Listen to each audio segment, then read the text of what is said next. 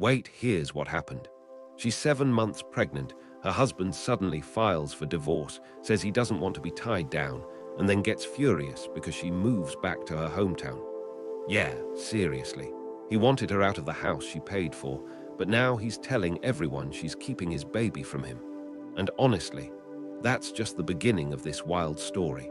So they've been together for a decade, married for 5, and they planned this baby. Like they were actually excited.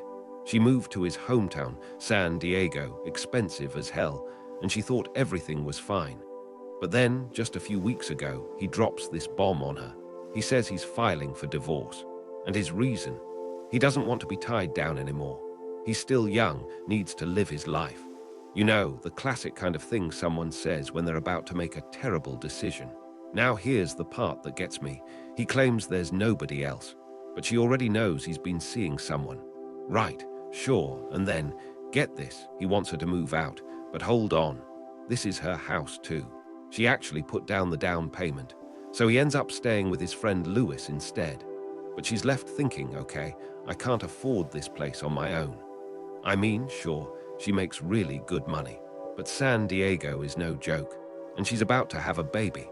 She could technically make it work, but it wouldn't be the lifestyle she wants, especially with a newborn. And think about her support system. She has friends, sure, but no family out there. No real village. Meanwhile, he's got everyone, so she makes a decision. She's going to move back home to the Midwest. And luckily, and this is a huge lucky break, her company has a location in her hometown, so she doesn't even lose her job. Her parents, who are divorced and normally hate each other, suddenly unite. And I mean, they're fully on her side. They've combined their hatred for Levi, which she says is kind of weird to see, but also kind of amazing. They secure her a nice rental home, and they refuse to let her pay them back. They say save for your next house. They're also paying for her divorce lawyer and her medical copays. Her mom is about to retire and wants to watch the baby while she works. So honestly, it's kind of an ideal situation for her. But Levi, he's furious. He claims she moved just to get back at him and to get the upper hand on custody. And she's like, no, I moved because I couldn't afford to be a single mom in San Diego. But he doesn't believe her. And now he's telling everyone she's keeping his baby away from him. Here's the thing, though. His job doesn't have any locations where she moved, and they won't keep him if he relocates. Could he get another job there? Yeah, probably. But he says that's too much to ask. Too much to ask. Meanwhile, she's the one who uprooted her entire life while pregnant. She tells him she's going for child support once the baby's born. And he has the nerve to say, well, you need to make up your mind. Do you want me to be a dad or not? And she's like, you're going to be a dad regardless. If you don't want to move here, then you'll be a dad by paying child support. And honestly, she's not wrong. She's not the a-hole here. She's doing what she has to do. But now she's getting all these texts and calls from people saying she's keeping Levi's baby from him. And she's just thinking, what am I supposed to say to these people? But here's the thing. Levi seems to be, how do I put this nicely, short a few grams to a kilo. I mean, did he really think she was going to stay there with no support system, struggling to afford rent, just so he could pop in and see the baby whenever he felt like it? No, good for her for leaving. So here's where things actually start working out for her, which honestly feels like a plot twist given everything else. She moves back to the Midwest, back to her hometown. And not only does she get to keep her job, because her company has a location there, but she also gets to keep her salary. That's huge. I mean, she didn't have to start over, didn't have to job hunt while pregnant. That alone is a win. But the real surprise, her parents, they're divorced, and not like amicably divorced, like they genuinely hate each other, have for years. But somehow, Levi managed to do the impossible. He united them in their shared hatred of him. And she says it's the strangest dynamic she's ever seen, but honestly, it's kind of amazing to watch. They've put aside their own drama to help their daughter and future grandchild, and they're not messing around. They secured a nice rental home for her in her city, paid for it, wouldn't let her pay them back. Their exact words, save for buying your next house. They're also paying for her divorce lawyer and her medical copays with the new doctor. Her mom is about to retire and has already offered to watch the baby while she works after maternity leave. So yeah, it's kind of an ideal setup. She's got housing, legal support, medical coverage, and free childcare from someone who actually loves her kid. That's more than a lot of single moms get, and she acknowledges that. She's relieved, but she's also very matter-of-fact about it. Like this is just what she has to do. She's not gloating. She's not trying to punish anyone. She's just surviving and thriving honestly. But then there's Levi. He is not happy at all. He's furious. And here's where it gets a little ridiculous. He's claiming that she only moved to get back at him, that she's trying to keep him out of the baby's life.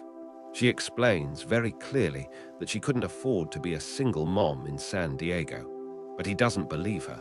Or maybe he doesn't want to believe her. Either way, he's telling everyone who will listen that she moved to get the upper hand on custody. And look, she admits that the custody advantage is a plus. She's not going to pretend it isn't. But that's not why she moved. She moved because money, because rent, because she didn't want to struggle every single month while raising a newborn alone in one of the most expensive cities in the country. But Levi, he's not hearing it. He's told all their friends and family that she's essentially kidnapping their unborn child. And now she's getting flooded with texts and calls from people accusing her of keeping the baby from him.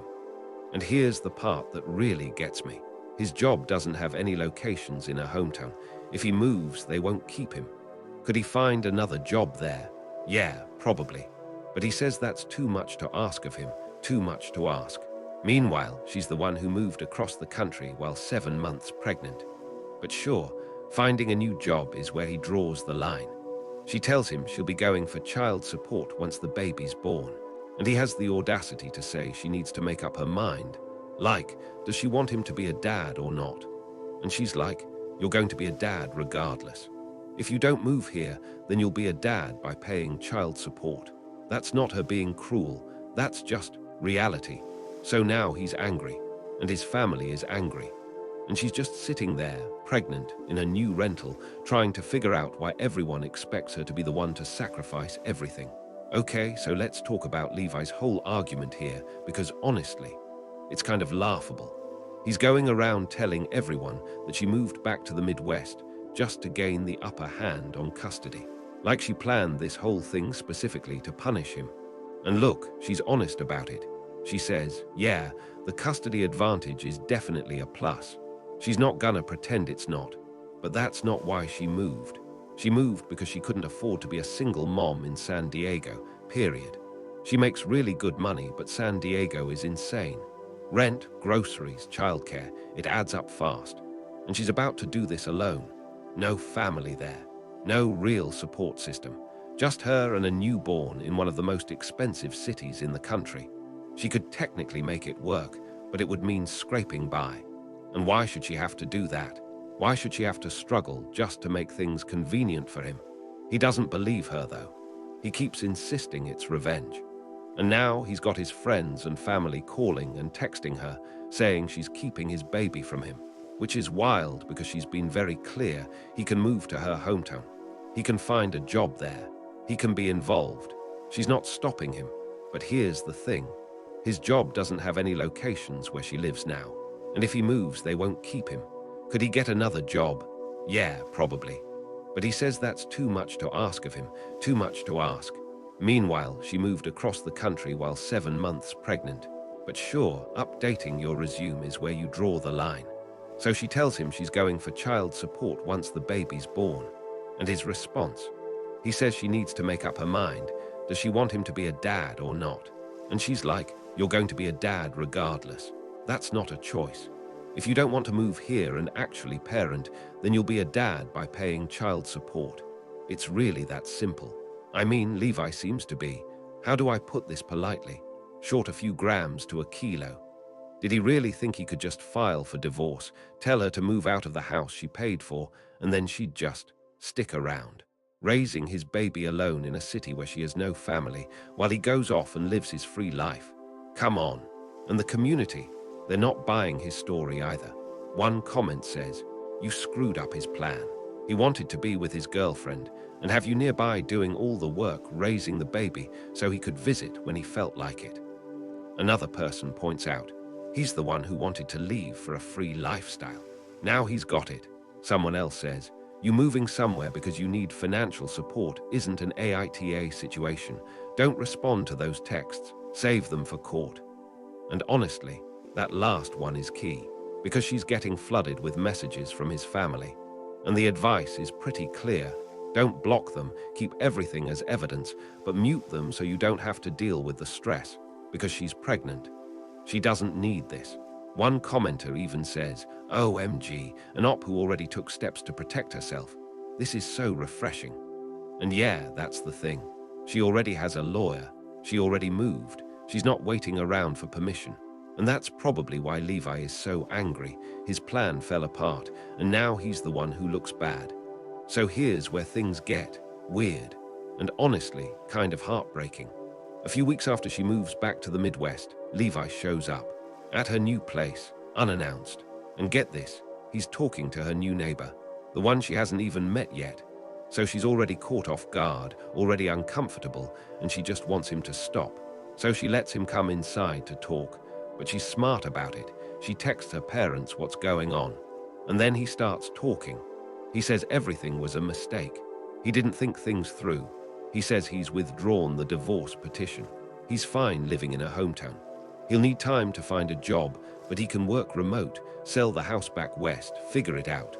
Just acting like everything's fine.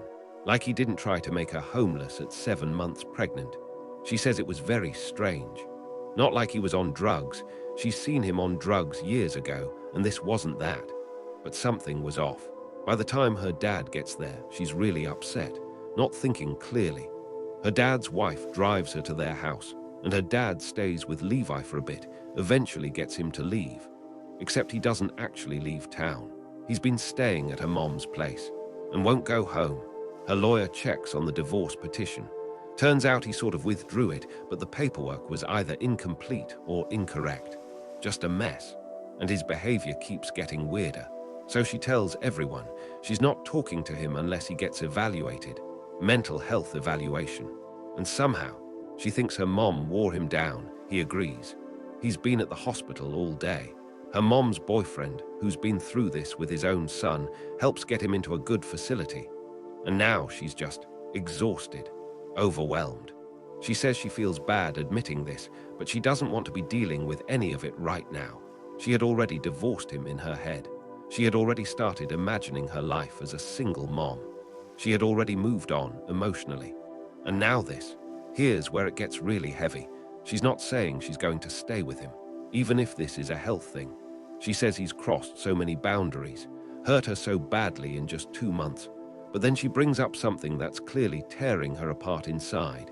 She made a vow, a wedding vow, and she takes it seriously. Before all of this, if someone had told her Levi would do any of this, she wouldn't have believed them. It's so out of character. So now she's stuck in this impossible place. If he's fine, if this is just who he is now, then he's simply an a-hole and she's fine divorcing him. But if it's something more, if it's an illness, then that changes everything. And that thought overwhelms her. The thought of taking care of both a newborn and a sick husband. But it would also mean he hasn't been deceiving her all these years, that the man she married is still in there somewhere. She admits she feels guilty. Part of her doesn't want him back even if he is sick, and she hates admitting that. In some ways, she says, it would almost be easier if he were just an a-hole, because then the choice would be clear. Clean, no guilt, no what-ifs. And on top of all that, her parents have done so much for her financially, but emotionally, they're not close. There are things from her childhood that still make her uncomfortable around them, even her mom. She doesn't plan on having her mom in the delivery room. At this point, she says she'll probably just do it on her own. His parents, though, are flying out to be with him, so at least he'll have that support. She ends this part by saying she's still overwhelmed, still confused. Everything she thought she knew about her life has completely blown up, and she's just trying to figure out what's real and what isn't. One commenter sums it up pretty well. They say there's only 2 possibilities here. Either he has some kind of health issue, or his girlfriend dumped him, and he wants her back. And the good thing is, she knows exactly what to do in each situation. But knowing what to do and feeling okay about it, that's two very different things. Okay, let's switch gears to a completely different kind of story. Because honestly, after all that emotional weight, we need something a little more satisfying. Petty, even, in the best way. So there's this woman, 42 years old, hanging out at a neighborhood bar and grill with a big group of friends. They're watching football. The vibe is friendly, easygoing. She knows almost everyone at the table. And there are these two women sitting across from her, probably under 50, who she doesn't know. But she notices them looking at her and whispering. She's pretty sure she's the topic of conversation. She smiles at them when they make eye contact, but no one introduces anyone. Now, here's the thing about her. When her football team is playing, she does not play around. Commercial breaks, she's social. But as soon as the game is back on, she's in do not disturb mode. So she hears her name being said during the game, doesn't pay much attention. Then a couple minutes later, someone calls her name louder. She glances over, and the two women are staring right at her, but they don't say anything. She goes back to watching the game. Then her friend taps her shoulder and points to the two women. And the one woman, again, loud enough for the whole table to hear, asks her directly, "Have you tried Ozempic?" Yes, Ozempic, the weight loss drug. This complete stranger is loudly asking her in front of everyone if she's tried using it to lose weight. Stunned for about 2 seconds, that's all it took. Then she fires back, "Have you tried minding your mother-f***ing business?" Silence. The woman's mouth drops open. Some people at the table start laughing. The woman looks embarrassed, confused, like she genuinely didn't see that coming. And our narrator, she just goes back to watching the game, like nothing happened. Later, after the game ends, the woman tries to approach her, asks if they can talk. The narrator looks at her for 1 second, says, "No," and goes back to her conversation. The woman just stands there for a few seconds, then walks off. But here's where it gets a little weird. One of the guys she was talking with, he finds the whole thing hilarious. Like roaring with laughter, banging the table, acting obnoxious. She gets quiet because it's obvious he's making a show of it to embarrass the woman. He comes over, hugs her, puts his arm around her shoulder, laughing so hard he's bending backwards. She excuses herself to the bathroom. And guess who follows her in? Same woman. Tries again to talk. Says she was only trying to help. Our narrator puts her hand up, cuts her off, shakes her head no. The woman says louder, "Would you just hear me out?" And she says, "No, just no," walks out. Now here's the twist. That guy who was laughing obnoxiously, that was the woman's husband. Our narrator had known him for 5 years through a volleyball league and had no idea he was married because, and this is a direct quote, honestly, he doesn't act married. He has a habit of hanging out in the shower area when groups of women are using the facilities at their games. So yeah, the woman probably asked about Ozempic because she was jealous or insecure about her husband talking to other women. And instead of addressing that like an adult, she tried to embarrass a stranger about her weight. Play stupid games, win stupid prizes. All right, last story. And honestly, it's the perfect palate cleanser. Short, petty, and completely hilarious. So there's this mother-in-law, and she has a dog, cute dog, very bad dog. Let's call him Fred. Fred has never heard the word no in his entire life. Every time he does something bad, chews a shoe, jumps on the furniture, steals food, she just laughs and shrugs. No correction, no boundaries. Just pure chaos wrapped in fur. The narrator visits. Fred does a few naughty things. Naturally, the narrator tells him no. Dog doesn't understand, because again, he's never heard it before. After about the 3rd time, the wife pulls the narrator aside. Angrily, says, "Stop telling him no, it's not your dog, and my mom is getting upset." Okay, fine, you asked for this. Fast forward to dinner. The narrator is sitting at the table alone, while the wife and mother-in-law finish up some last-minute things in the kitchen. And Fred, being the well-behaved angel he is, jumps up on a chair, knocks over an entire plate of pot roast, right onto the floor, meat everywhere, juice soaking into the carpet, a beautiful mess. And the narrator says nothing, doesn't flinch, doesn't say no, doesn't even look at the dog. Wife and mother-in-law come back, see the disaster, and the wife asks, Did you see Fred at the table? Narrator, completely deadpan. Yep, saw everything. Pause. And you said I can't tell him no. The wife bit her tongue so hard. And look, there was nothing they could say, because what's the argument? You should have disobeyed me and told the dog no anyway. You should have jumped up and cleaned it even though we told you to stay quiet. Nope. The narrator did exactly what they asked. Nothing more, nothing less. You want a dog with no boundaries? Fine. Enjoy your floor pot roast. It's malicious compliance at its finest. Low stakes. No one got hurt. Just a little bit of delicious, well-deserved I told you so. And honestly, you asked for it. Hey, if you made it this far, thank you. Seriously. I know these stories can get wild, so I really appreciate you sticking around. There's plenty more where these came from, so if you want to hear them, maybe hit that subscribe button. I'd really appreciate it. Either way, take care of yourself, and I'll catch you in the next one.